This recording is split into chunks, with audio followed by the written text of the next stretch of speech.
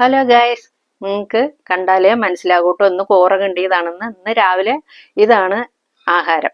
ഇപ്പൊ കോറ നമുക്ക് കോറപ്പൊടി കിട്ടുമല്ലോ, ആ കോറപ്പൊടിയെ കൊണ്ട് നമുക്ക് ശർക്കരയും നെയ്യും ലേശം ഉപ്പും ഒക്കെ ഇട്ടിട്ട് നമുക്ക് ഇങ്ങനെ കിണ്ട. കുറച്ച് തേങ്ങ ഇട്ടിട്ടുണ്ട് കേട്ടോ.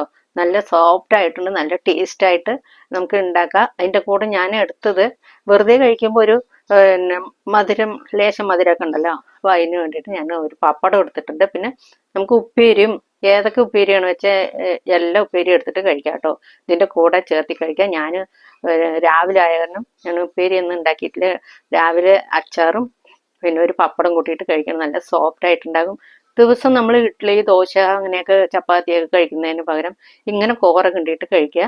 ഞാൻ ഇടയ്ക്ക് ആഴ്ചക്ക് ഒരു ദിവസം കോറ കിണ്ടും. പിന്നെ കോറ സേമിയ, കോറപ്പുട്ട് അതൊക്കെ ഉണ്ടാക്കും കേട്ടോ. പിന്നെ ഇഡ്ഡലി, ദോശ, ചപ്പാത്തി അങ്ങനെയൊക്കെ അങ്ങനെ ഉണ്ടാക്കും. അപ്പം നിങ്ങൾക്ക് ഇങ്ങനെ ഉണ്ടാക്കി കഴിക്കൂ. പിന്നെ ലൈക്ക് ചെയ്യുക, കമൻറ്റ് ചെയ്യുക, സബ്സ്ക്രൈബ് ചെയ്യുക, ഷെയർ ചെയ്യുക. ഞാൻ അടുത്ത വീഡിയോയിൽ കാണാം.